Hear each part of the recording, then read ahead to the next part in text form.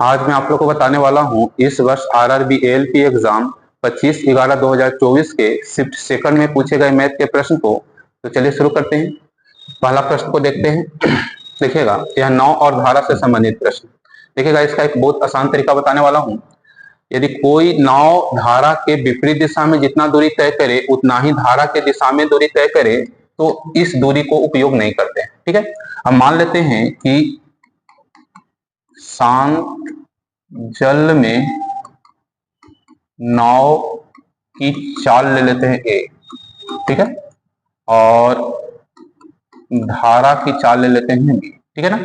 यहाँ पर समय n 2 गुना लग रहा है, उसके जगह ले लेते हैं n गुना, और उसके बाद लिखते हैं n, और उसके जस्ट नीचे लिखते हैं a प्लस बी।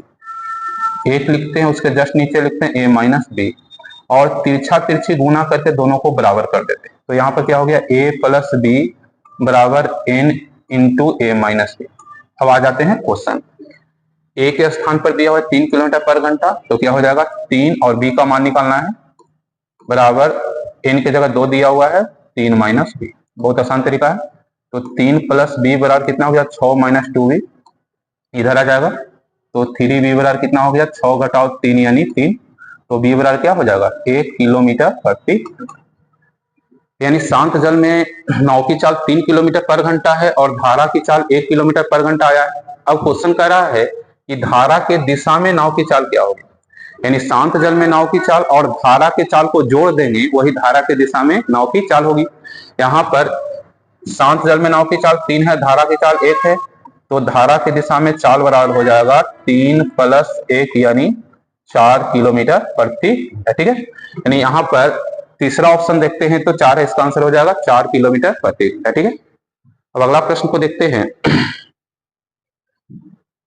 देखिएगा, यह प्रश्न जो है औसत से संबंधित है। उसमें कह रहा है कि एक विशेष परीक्षा में एक कक्षा में विद्यार्थियों का औसत अंक 80 है, उसमें से 5 विद्यार्थी जिसको हटा दिया गया, जिसका औसत अंक 40 है, तो शेष विद्यार्थियों का औसत अंक 90 हो जाता है। तो शुरुआत में विद्यार्थियों की संख्या क्या?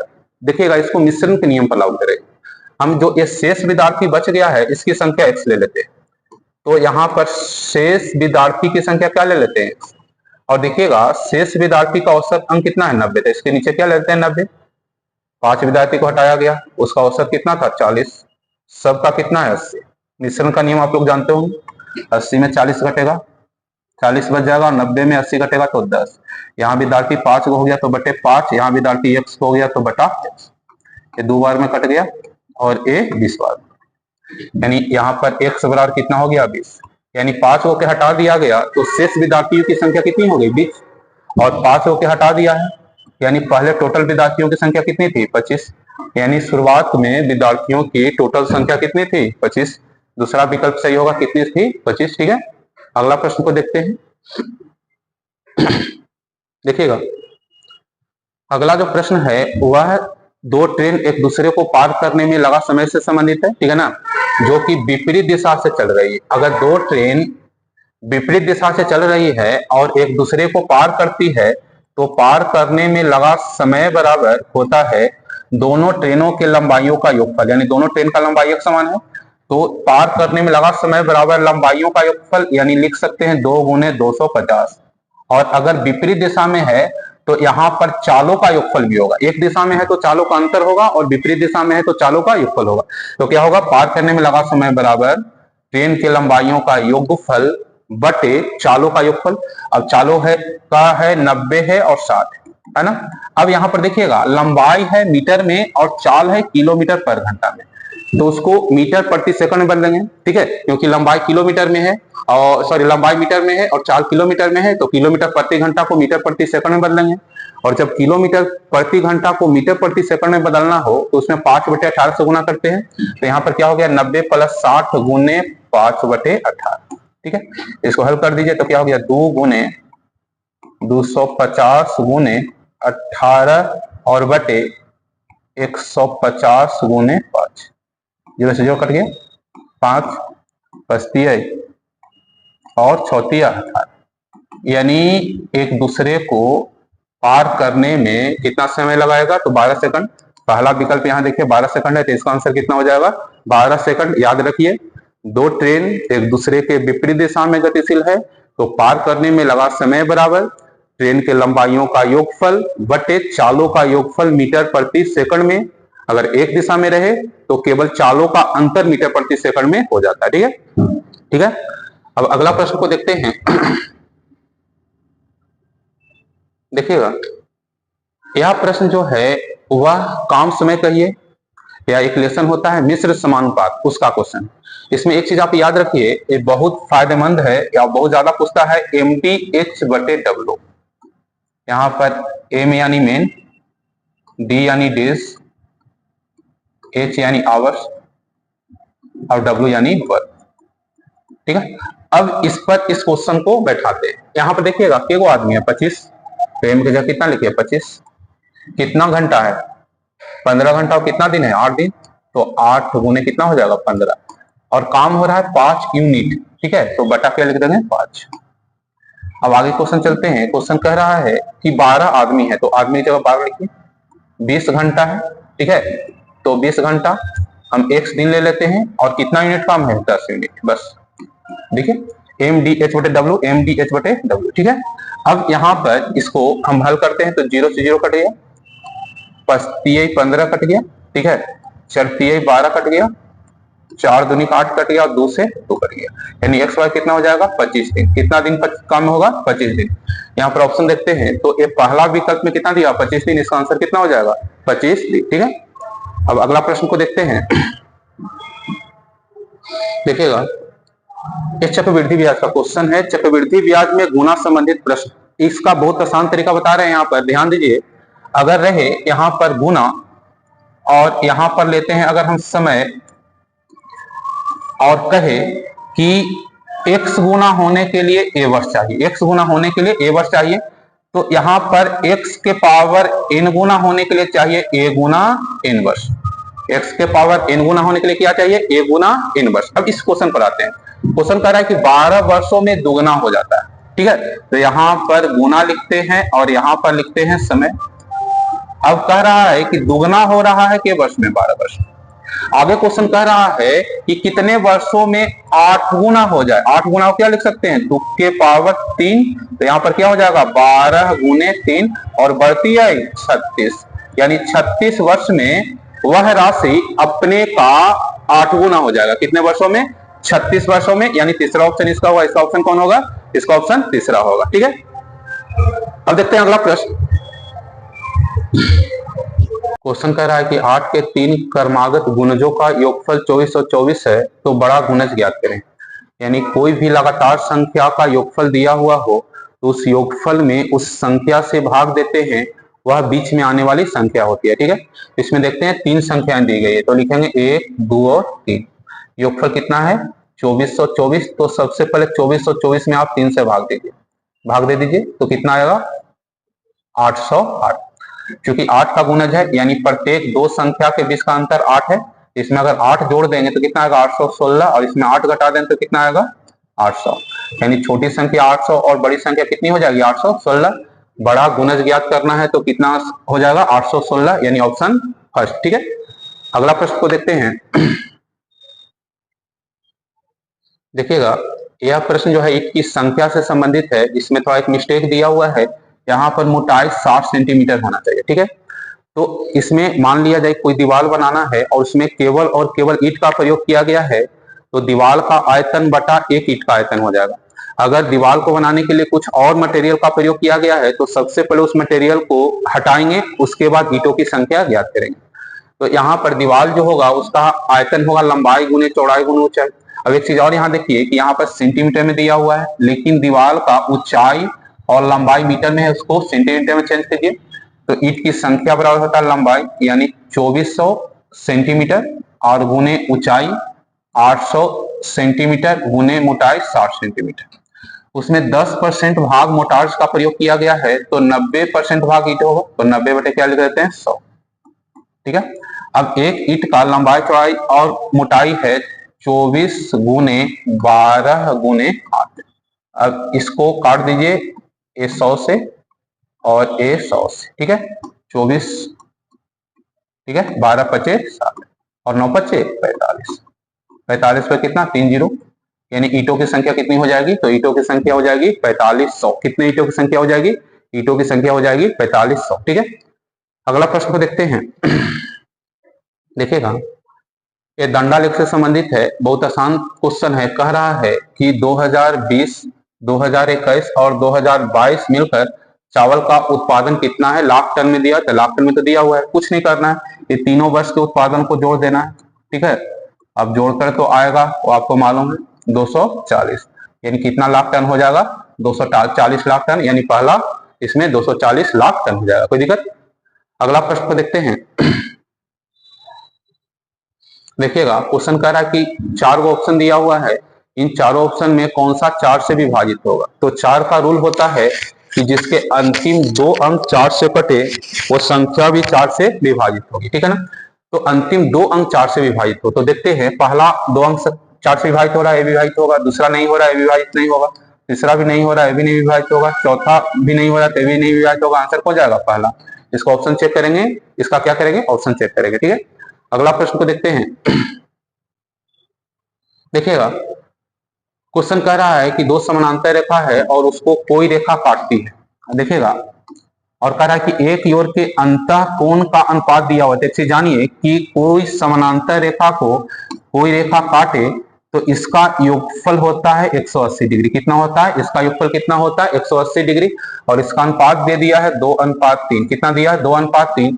तो क्वेश्चन कह रहा है कि बड़ा कोण कौन सा होगा, तो बड़ा कोण 3 यहाँ पर है, तो क्या हो जाएगा 3/5 गुने 180 डिग्री, यानी यहाँ पर क्या हो जाएगा, ठीक है, 25 15 और 6, यानी कितना हो जाएगा यहाँ पर 108 डिग्री।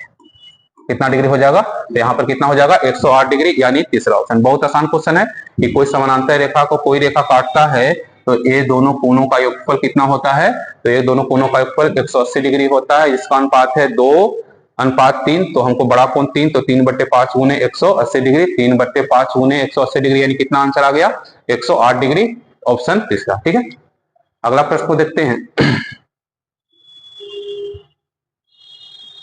देखिएगा, अनुपात समानुपात का आसान सा प्रश्न है। इसमें लिखेंगे 18/24 बराबर 24/y। अब कर दीजिए 6 18 और 6 चौके 24 और 8 24, y बराबर 8 गुने 4 8 चौके 32। इसका आंसर कितना हो जाएगा, 8 चौके 32, चौथा विकल्प सही होगा। कितना आंसर होगा 32। ठीक है, अगला प्रश्न को देखिए। देखिएगा, 30 और 50 के बीच सभी अभाज्य संख्याओं का औसत क्या होगा। तो अभाज्य संख्याओं के औसत का कोई अलग से ट्रिक या सूत्र नहीं होता है, या औसत के साधारण नियम पर काम करता है। तो सबसे पहले ढूंढते हैं 30 और 50 के बीच कौन कौन अभाज्य संख्या है। तो पहला 31 है, उसके बाद 37 है, उसके बाद 41 है, ठीक है, उसके बाद 43 है, और उसके बाद 47, और के वो अभाज्य संख्या आ गया। तो अभाज्य संख्या 5 आ गया, जिसमें क्या कर दीजिए 5 से भाग दीजिए। अब जोड़ दीजिए 7 3 10 और 1 11, और क्या करते 7 18 19, ठीक है, 4 8 चढ़ती बात 16 और 3 19, और बटे क्या हो गया 5, कर दीजिए 25 15 9 5 45 10.8 5 40, यानी 39.8। कितना हो गया 39.8, पहला विकल्प इसका सही होगा 39.8। ठीक है, अगला प्रश्न को देखते हैं। अभाज्य संख्या का कोई अलग से सूत्र नहीं होता है, यदि औसत निकालना हो तब। ठीक है, अब एक चीज देखिए यहाँ पर कि अगर रहे कि b/1 के पावर x रहे और हम a को ऊपर ले जाते हैं, यानी a/b लेते हैं, तो यहाँ पर हो जाएगा -x। क्या हो जाएगा -x। अब इस क्वेश्चन पर आते हैं। यहाँ पर दिया हुआ है p/q के पावर 2m + 2 बराबर, अब p को ऊपर ले जाइए तो p/q बराबर हो जाएगा -9 - a। अब ये दोनों आधार दोनों का मिला है, तो उसको हटा देंगे तो क्या हो जाएगा 2m + 2 बराबर -9 और +m। इसको इधर लेकर आइए तो 2m में m घट गया, m बच गया, इधर -2 हो जाएगा, तो -9 - 2 -11। अब ऑप्शन मिलाइए, पहला ऑप्शन है -11, इसका आंसर कितना हो जाएगा -11। ठीक है, देखिएगा, अगला प्रश्न देखते हैं, 14 नंबर क्वेश्चन देखते हैं।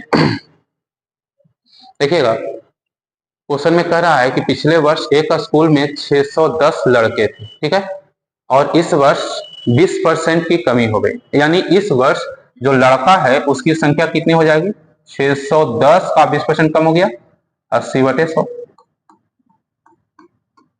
8×48, 488। कितना हो जाएगा इस वर्ष लड़कों की संख्या कितनी हो जाएगी, 488।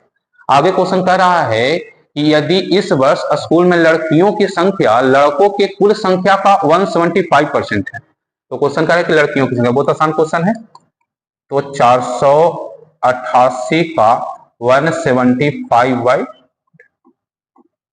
ठीक है, इसको काट दीजिए तो 7 और 4 एक कट जाएगा, 2 4 सॉरी 1 2 और क्या कट जाएगा, 1 2 और 2 यानी कितना हो गया, 7 दूनी 14, 15 और 8, यानी इस वर्ष लड़कियों की कुल संख्या कितनी हो जाएगी, 854। कितना हो जाएगा, ऑप्शन चौथा 854। कितना आंसर हो जाएगा, 854। ठीक है, अगला प्रश्न को देखते हैं। देखिए एलसीएम निकालना है, तो एक एलसीएम निकालने का एक बहुत ही आसान तरीका बता रहे हैं। यहाँ पर ध्यान दीजिए, यहाँ पर दिया हुआ है 84, 105 और 140 का एलसीएम निकालना है। तो सबसे पहले देखिए कि ये तीनों में कौन कौन अभाज्य संख्या आता है। इसमें 2 आता है, 3 आता है, 5 आता है और 7 आता है। ठीक है, अब यहाँ पर 2 कितने बार आता है, तो 2 2 बार आएगा, तो यहाँ पर लिखेंगे 2 के पावर 2। 3 एक बार आएगा, गुने 3, और 5 एक बार आएगा तो गुने 5, और 7 एक बार आएगा तो गुने 7। यही उसका क्या हो जाएगा, तो बहुत आसान तरीका है। यानी इसको देखते हैं तो कितना हो जाएगा यहाँ पर 20 और गुने 21 यानी कितना 420, यानी इसका एलसीएम कितना हो जाएगा 420। यहाँ पर देखते हैं चौथा ऑप्शन है 420, का आंसर कितना हो जाएगा 420। अब अगला क्वेश्चन देखते हैं। देखिएगा ये प्रश्न जो है इस वर्ष एसएससी सीएचएसएल मेंस में हूबहू यही क्वेश्चन पूछा हुआ है, ऑप्शन भी यही है और उसमें भी ऑप्शन का आंसर यही आता है जो इसमें आता है। यहाँ पर देखिएगा इसमें इसको मान के ए मानते हैं तो a माइनस बी का होल स्क्वायर होगा और यहाँ पर क्या हो जाएगा b प्लस ए का होल स्क्वायर। इस सूत्र का प्रयोग करते हैं यहाँ पर, तो क्या हो जाएगा इसमें 4z square plus 25y square minus 20z plus, फिर इसका प्रयोग करते हैं तो 25z स्क्वायर और plus 4y square plus 20z, ठीक है, और माइनस 25z। जो कट रहा है उसको काट दीजिए, प्लस माइनस है कट जाएगा, यहाँ पर z वाला है तो यहाँ z वाला भी कट जाएगा। अब बच गया कौन, तो 25y स्क्वायर और 4y स्क्वायर यानी 29y स्क्वायर और प्लस 4z स्क्वायर, क्या हो गया 29y square plus 4z square. Option कितना है तीसरा, उसमें भी आंसर तीसरा ही देता था, इसमें भी आंसर तीसरा है। ठीक है, अब 17 नंबर क्वेश्चन देखते हैं।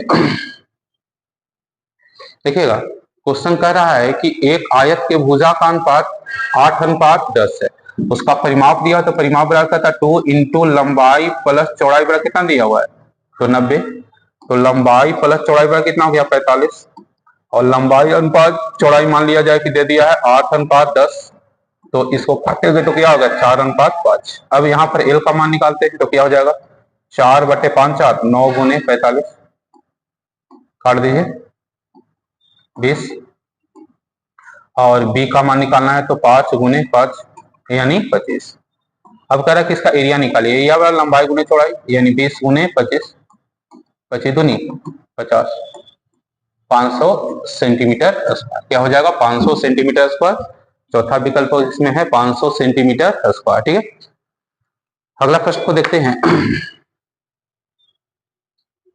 देखिएगा इस बार ड्राइवर के प्रत्येक सीटिंग में यह क्वेश्चन पूछा हुआ है। यहाँ पर क्वेश्चन कह रहा है कि समीकरण दिया हुआ है, इसमें 2 अंकों को चेंज किया गया है, तो आपको बताना है कि कौन सा 2 अंकों को चेंज किया गया। तो इसको ऑप्शन से हल करेंगे। क्वेश्चन पहला ऑप्शन करा 19 के स्थान पर 17 और 17 का स्थान पर 19 लिखिए, तो देखिए पहला में तो कोई ऐसा कुछ नहीं है, तो पहला हो जाएगा आपका 16, दोनों घटा दीजिए 16 प्लस 19 की जगह 17 लिखिए तो क्या हो जाएगा 13, इसको लिख दीजिए और गुने 2, और अगर 95 में 5 से भाग देते हैं तो आपका हो जाता है 19, 19 पचे 95, और यहाँ पर 17 की जगह 19 लिखा जा रहा है, इसको काट दीजिए। ठीक है, अब हल कर दीजिए इसको, तो यहाँ पर 16 और प्लस कितना हो जाएगा यहाँ 30 दूनी 60 यानी 76।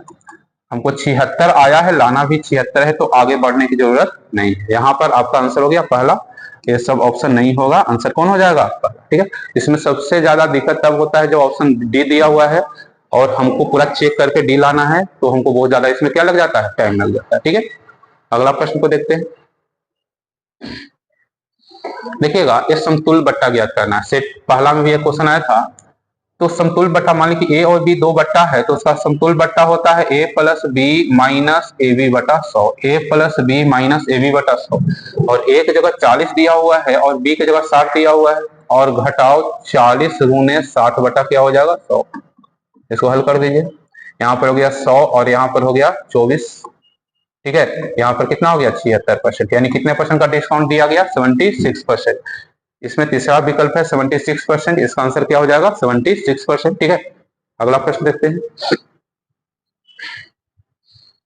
अब देखिएगा, ये क्वेश्चन साधारण सा क्रेमुल विक्रेमुल का है। क्वेश्चन कह रहा है कि एक व्यक्ति जो है 100 रुपया में किसी वस्तु को खरीदता है, यानी 100% लेते हैं, और उसको 100 रुपया में 12.5 लाभ हो रहा है, यानी कितना में बेचता होगा, तो बेचता होगा 112.5, और इतना परसेंटेज कितना दिया हुआ है 247.5। हमको क्रेमुल निकालना है, तो 1% कितना हो गया 247.5 बटे 112.5। हमको मान निकालना है 100%, तो 100% कितना हो जाएगा यहाँ पर, तो हो जाएगा 247.5, तो दशमलव हटा दीजिए, और 1125 और गुने कितना हो जाएगा, पहले इसको काट दीजिए, यहाँ पर 5 दूनी 10, 5 दूनी 10, 55 25, इसमें 11 बार में कटेगा, यानी कितना हो जाएगा 220। यानी उस वस्तु का क्रेमुल कितना रुपया हो जाएगा 220, यानी पहला विकल्प देखिए, पहला ऑप्शन देखिए, इसका आंसर कितना हो जाएगा 220, ठीक है। अगला प्रश्न को देखते हैं।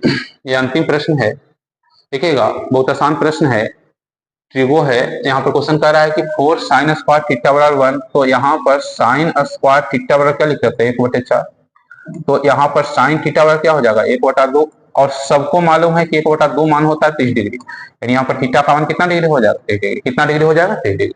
अब यहाँ पर रखते हैं, तो cos थीटा की जगह 30 डिग्री रखते हैं, और यहाँ भी थीटा की जगह 30 डिग्री रखते हैं, तो cos 30 का मान होता है √3/2 स्क्वायर है, तो क्या हो जाएगा √3/2 का होल स्क्वायर, और प्लस 1/tan 30 का मान होता है 1/√3, तो 1/√3 का होल स्क्वायर, स्क्वायर कीजिए तो 3/4 आएगा, और यहाँ पर क्या जाएगा 1/3, यानी कि यहाँ पर आएगा 3 3 9, 9 प्लस 4/4 12, और 9 4 13/12, कितना आंसर आ गया 13/12। यहाँ पर विकल्प मिला, ऑप्शन मिला, चौथा ऑप्शन, ठीक है।